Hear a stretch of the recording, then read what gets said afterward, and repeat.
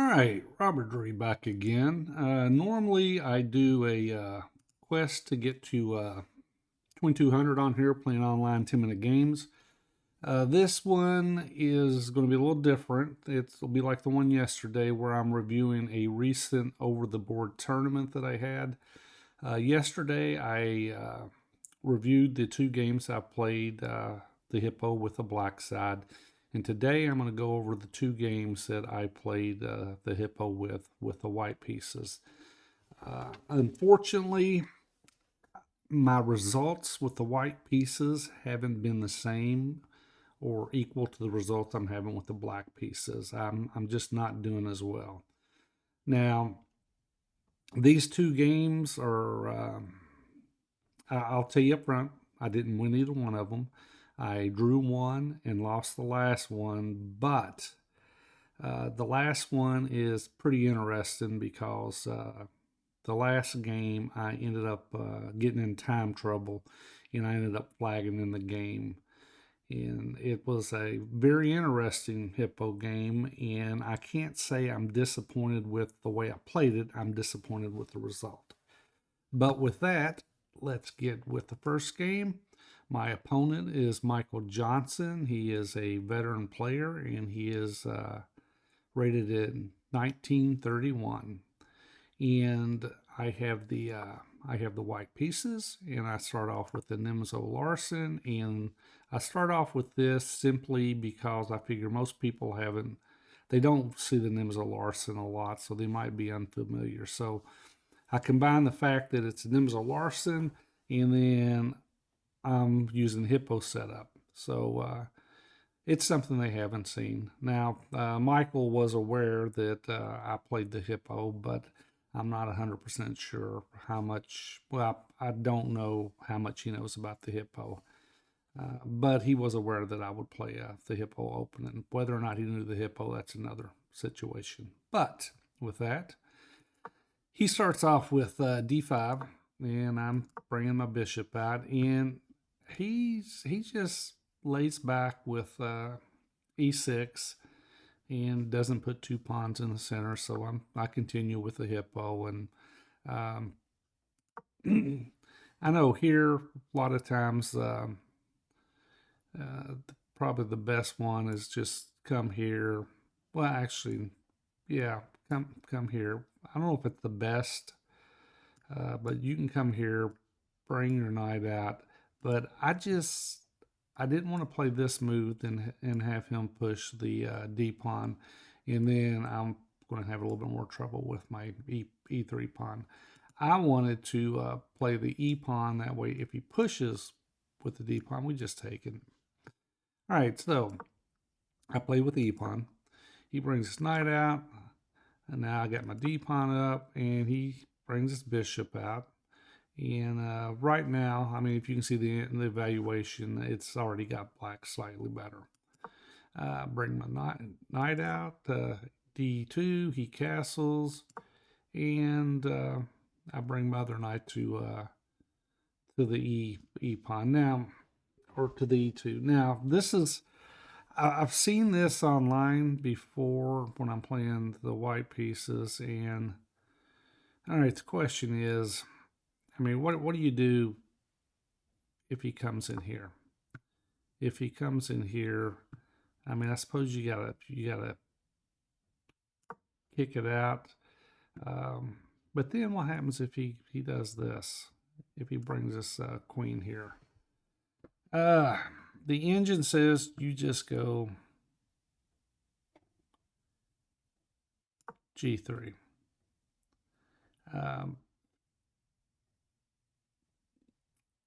And black's better, but it's just, I mean, he can drop back, and you really can't take, because then he's going to just come out here and win. It's just I've seen this online a few times where people will try this, and this usually when I'm playing the black pieces, they'll try this this maneuver where they bring the queen in and kind of they pin the pawn.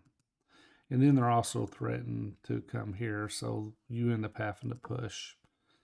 the H or the G pawn up, which you plan on doing anyway. So it's just something that when I've seen it online before, I've never known exactly the best way to deal with it. But after seeing it right here, it makes perfect sense on what you're doing. You're just pushing the pawns and shutting it down. All right, so, but back to the game. I'm continuing with my Hippo setup, and he decides he's going to shadow his bishop over there, which I've seen people do that. Okay, and I'm continuing with the Hippo. Right on that move, instead of H3, the engine says just go ahead and castle. Now me, I like to delay and castle as long as possible, but with him already castled over here, there's no point in delaying. I should have just went ahead and castled. When you delay it, it's usually when he hasn't castled yet. But there was no point in waiting. But I waited anyway. So I played H3, and now he puts a second pawn in the center. So I castle, and he brings the rook down to or brings it to E8, and now I can have a complete Hippo. I finished my Hippo setup, and he brings his queen over. All right, so he's targeting. Well, hold on. He's targeting this, so I can't move the rook away. Also, he's threatening to gain space and push. I did not want him to push the pawn on me, but the engine calls for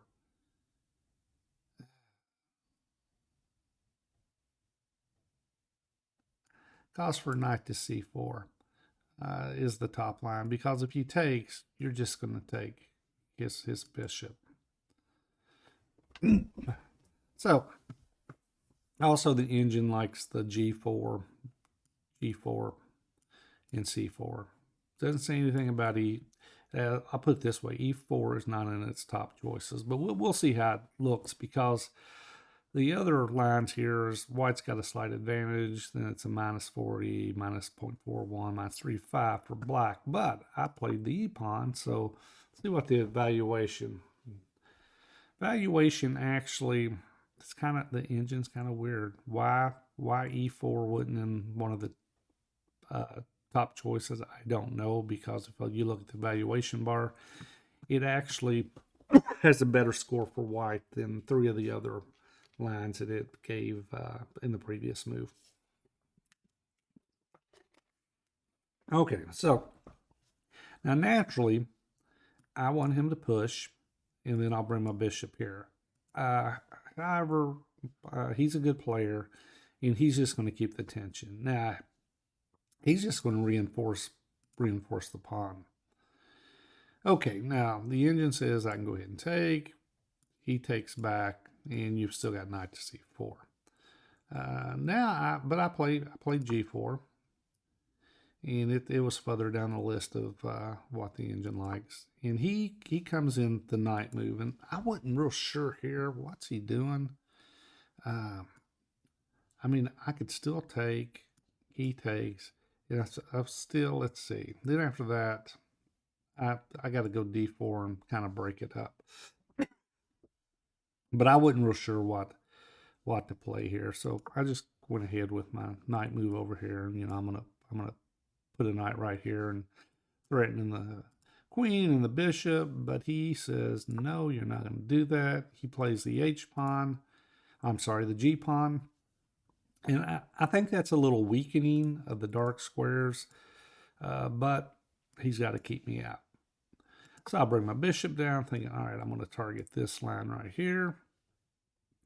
And he brings his knight back down. So let's go back. At this point, the engine likes rook d1, but black's already got an advantage. So I bring my bishop down.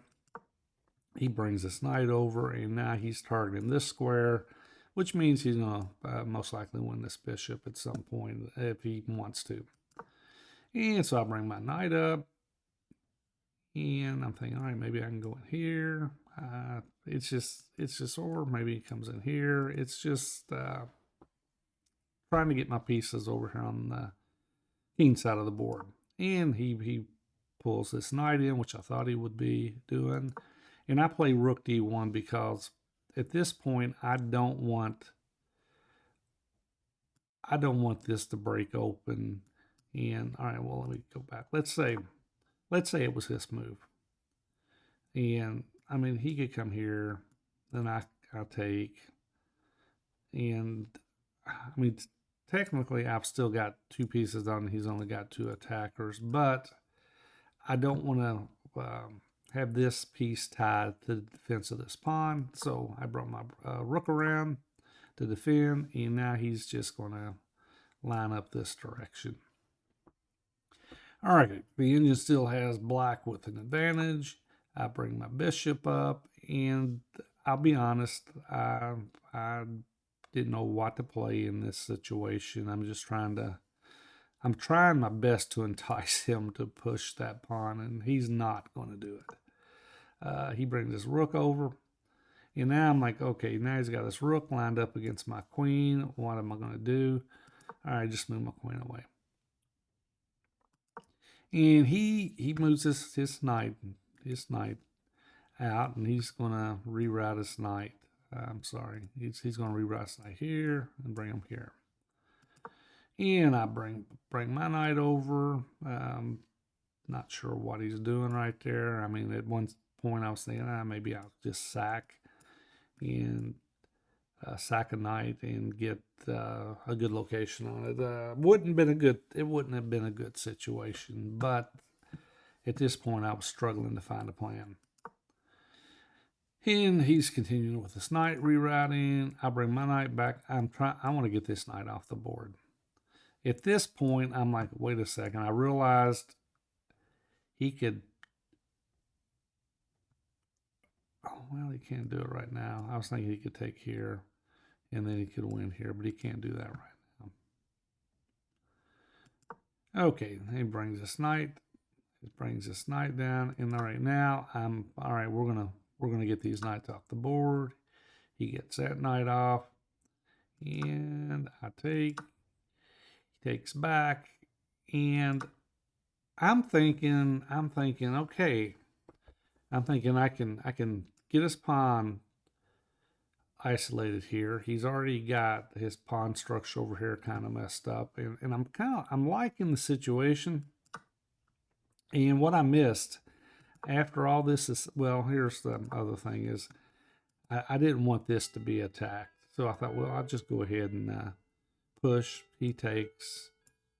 We can trade out here and take it back, and I got a 3 versus 2 pawn majority on this side, and I'm thinking, all right, so I'm down. I'll have basically a bishop or a knight versus a bishop, and I'm thinking, I kind of like the way the structure is, but what I missed, when all this is said and done, his pieces are more active than mine, and he has targets. And it gets pretty rough for a while trying to find a defense. All right, so I push, and he takes, and I anticipate that, so I take, and he drops back, and I did not anticipate this move, but he's targeting this bishop, or this knight rather. So okay, bring my knight to f3. Engine evaluation still has minus 0.99 for black. If he takes the D, takes C, which is what he does. He takes, and now I take back, and he brings his rook down. Oh, he's hitting here, and I'm like, oh my God. And I took a long time thinking about this, what I want to do. I thought about even doing this. He trade, takes back, but he would have this. All right, and let's go through this. All right. I thought about this, didn't play it. Turns out it was the engine's top choice. And the engine says don't even trade, that he should just drop his queen back. But if he did trade, it would have been like this. And believe it or not, that's kind of surprising because, let's see. Oh, I see. Oh my God, I'm an idiot. I'm hitting here and I'm hitting here, and you can't defend. Oh my gracious. What was I thinking? All right. All right, let's see. Let's go back.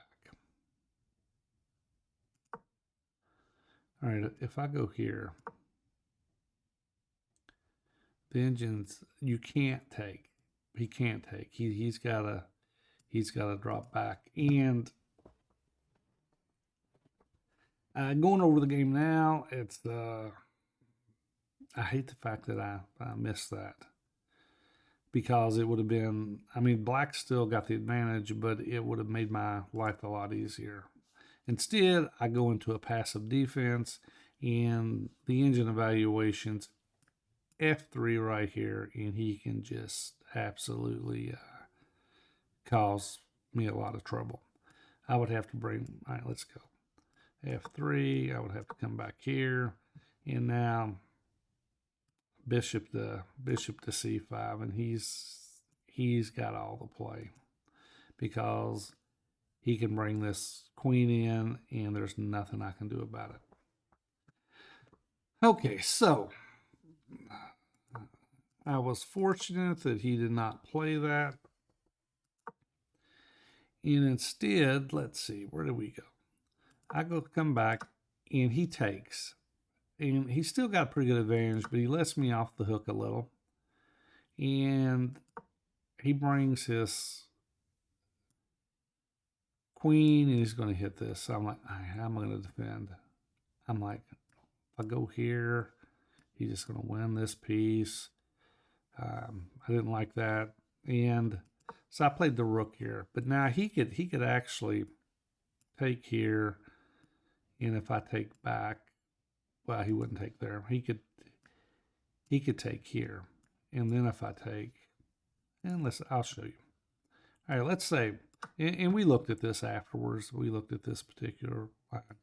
Go here, here, and rook to a7, and it's basically, it's just even. And he had looked at that, and he saw that's the reason he didn't play that route. He didn't see that he had any advantage. Now the engine says h5 and just break up the pawn here, because I mean, if I take, he can take back in, but he's just opening things up. But he plays the bishop down, and he's trying to pin me right here. So I bring my knight up, and I'm thinking, all right, so I'm sitting there looking, all right, well, he can't take, because then I'm just going to fork him. And, you know, he's not going to fall for any of those, the cheap tricks there. And he brings his bishop down, and he's hitting the pawn. And right now, the advantage is back to just slightly better for black. Now, at this point, I bring my rook over, and we're going to get the pieces off the board. And he said he meant to take, but he kind of got lost in his calculations, and he ended up playing this move. And at that point, he offered a draw. I had offered a draw previously, and he declined, but at this point, he was willing to take the draw. And the engine evaluation just has it as even. Well, let's go back. If he would have taken, that would have actually been good for me, because I could have just taken with the queen. And then if he takes, I'm taken back, and I actually like this scenario where I have a knight versus a a bishop. But with that, that game, I mean, there were some times where I hit some, and I'll go back. I'll show you. I didn't play the best response, which right here, it's like just play the queen, and the advantage. I mean, if he finds queen to d8, he keeps at 0.58, but everything else, it's pretty. It's not bad at all for white. I mean, and if he takes, it's horrible for black, because now it just takes, and I'm hitting this and hitting that. But that game turned out to be a draw, which wasn't bad. I mean, I'm playing the white Hippo. I'm playing against a 1900. He's a good player. I wasn't displeased. All right, so let's get to the next game.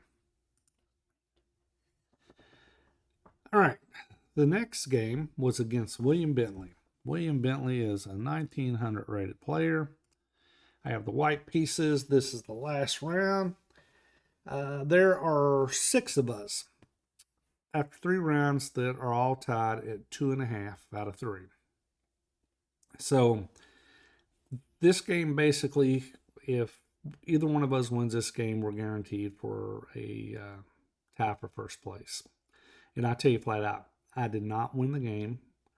I lost. I got in time trouble, and I ended up flagging. And I was pretty disappointed after this game. There was 5-second increments, and I thought I got down under a minute, and I thought 5 seconds I'd be all right. Because it was pretty stale position at that point. But I flagged. It's like I wasn't happy about it. But let's get with the game. All right, I got B3. He's playing e-pawn. And let's get into the game a little bit. And I come my typical Hippo. And of course he's targeting this square, so I push. And now he brings his bishop out, and nothing spectacular for either one of us. I bring the H pawn up, thinking, all right, if he pushes, I'll push forward. And he pulls his knight back, and this move kind of surprised me that he dropped his knight back, but his intent is he's just going to push this pawn and get some space on the board. I'm ready to take my bishop, and there's this pawn push. All right, so I'm like, what do I do? And normally in the Hippo, you don't like pushing in the center, but this is one situation where the engine says that the center push is the second best choice for white. And it also says knight to c3 is a decent choice, because now you're hitting this twice with the knight and the bishop. All right, but I play d pawn, he takes, and now I take back with the pawn, because I'm thinking, all right, I can get in here. He could get in he's got the d4 square, but I've got the c3 pawn that can push it out. So I like my position. The engine says white's slightly better. He drops back. Now I come knight to c. I'm targeting this square, the d5 square. And he's going to target the d4 square. All right, so I'll go ahead and I put my knight in there. And hold on a second. All right, I put my knight in. I'm hitting his queen. And instead of taking, he just drops back. Now, the engine likes to... actually, the engine likes knight to c4 first, or castle. I played knight to c4, and I've got an advantage at this point. The engine says plus 1.34 for white. He drops back. And now I'm looking, all right, I could take him out eventually. but he'll just take back with his queen right now. So I play my queen up because I'm thinking I'll castle long and I'll have a rook here and I've got pressure on him. He brings his knight down and I bring my knight over because I'm going to, all right, so let's go back. At this point, he's broke the connection, and if it was his move, he could takes back, take. All right, hold on a second. He could take. All right, well let's go back. Let's say just it was his move. I'll make a random move here. He could take. I take. He takes. Takes. And he's just. I mean, he's up a pawn if it goes that route. So I had to bring my knight back around in order to protect the knight there. So there we go. And now he moves away because he's going to target here. And I'm thinking, okay, so the engine says go ahead and castle long, and you got an advantage. Well, I take. He takes back, and I'm like, all right, so I got his pawns messed up. He's got his pawns a wreck. He's not castled yet. Then I'll drop my knight right back in. And to be quite honest, I like my position because I'm hitting this. He goes, all right, I don't like that. Takes my knight out there. And he's going to target this square here.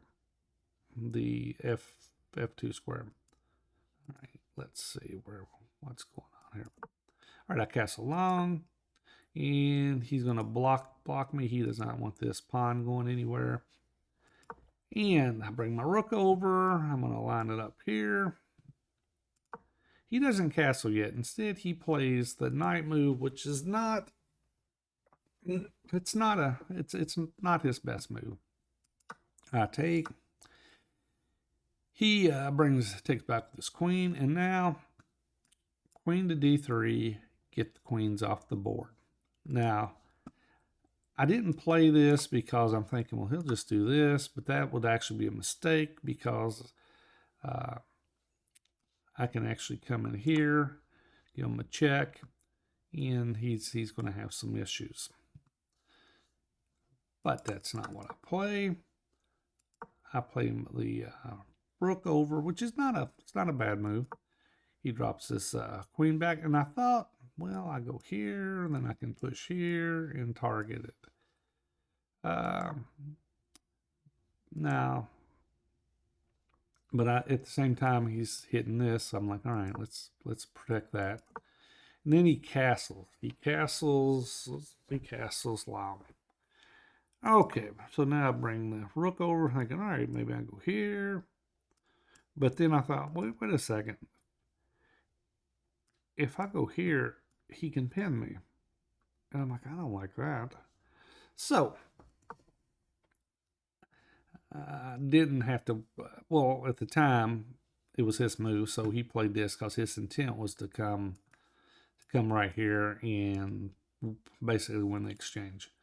I saw that, so I moved my king away, and he came in anyway, and now my rook to c3, and my advantage is growing. And I'll be quite honest, I felt pretty good about the game at this point, and I can't tell you exactly what point that I started really getting bad on time. And part of the reason is because I wasn't paying attention to my time. And that was the frustrating part when it all was said and done.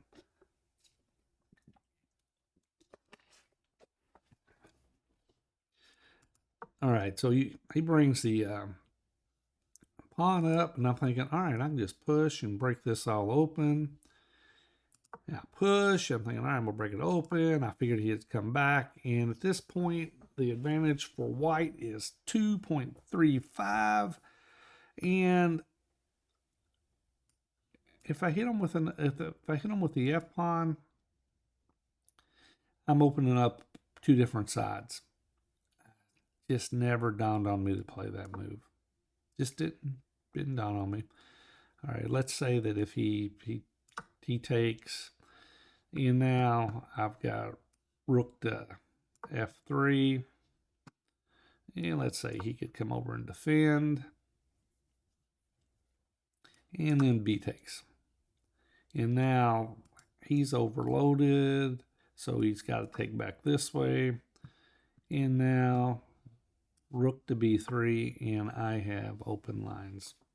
But I did not see the f push, which basically it just opens it all up. All right, so anyway, I go ahead and take. He takes back with the bishop, and I'm still winning. I mean, I need to find queen to a6. He's got to come in here, and he's kind of locked in on that particular side of the board. And instead, I'm thinking, all right, I'll push the f or a pawn, and I'll push, and I will break it open this way. And he sees that, and he starts to run with this king. He's getting this king out of there. All right, so now I'm thinking, all right, what do I do? I give him a check. He drops back, and now, and the engine once again calls for f4. You push f4, and you force him, to push. You're going to break some stuff open in it.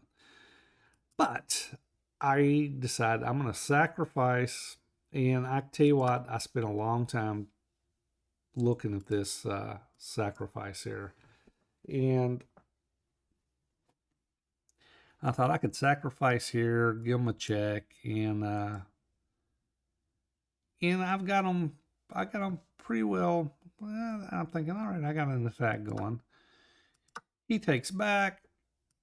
I give him a check, and he drops back, and now I bring my bishop over, and I'm thinking, all right, so he's got to be careful because I'm threatening mate here. He brings his queen down to defend, and at this point, I quit taking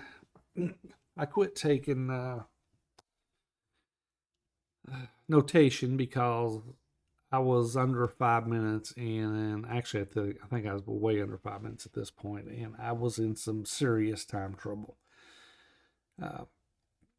I wish I could remember how the game went. I can tell you it ended up with his rook was over here threatening this.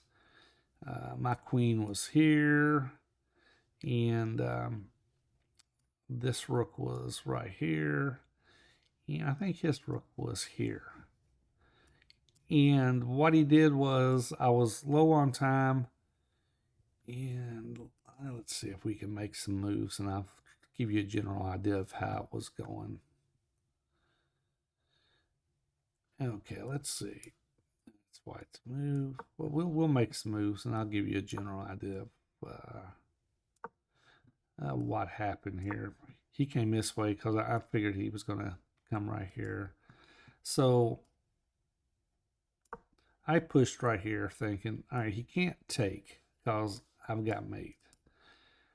But I was down at that time. I thought I had a little bit more time, and I didn't realize it had taken as much time as it took. Well, he hit me with this. He hit me with that move, and it's like, all right, what do I do? And to be quite honest, I think the king was over here. I think the king was over here. Let's go back and see if. All right, let's go back and okay. All right, so I think the king was right here at that point. I could be wrong, but he hit me with this move, and I froze, and I let too much time run off the clock, and I mean I just take.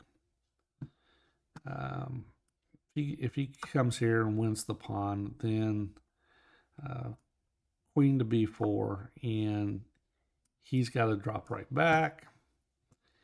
And then rook to g2. Yeah, he's got to move over here. And then actually I can start pushing this pawn up the board. And the frustrating part about this is I saw that this, you know, I can move the rook over this, and the frustrating part was losing on time, because I liked my position. So basically, he played that move, and I think he played it just to make me think, and I lost on time at that point. Because literally, if he ever takes this pawn, he's in trouble, because now my other rook can get activated. But let's say that he doesn't take the pawn, and let's say that I don't know. Let's say he does this. And I got rook to d3 at that point, and I can come this way. Let's say rook to d3. But what happens if he just takes at that point? He just takes, and queen to c5, and we've got the same threat going. All right, but that was a disappointing game, simply because of the fact that I thought I played well. I just didn't manage my time. But let's do the review and see what the review says on that game. The review says 85.4 to 85, and if you look down here, it's, you know, 3 mistakes to 5 mistakes. We both made some mistakes. Nobody had any real misses or real blunders. Let's see, the opening gave it 90.6% to 97. He played the opening better. Middle game 83 to 82, and we didn't actually get into an end game according to the engine. But with that, I finished 2.5 out of 4 in the tournament. I believe I gained 13 rating points. That last game probably cost me, I know it cost me 32 extra points plus whatever bonus points it would have been. So I figure it's probably about 40 points that losing that last game cost me versus if I'd have won it. But with that, I will get off here and see you on the next video.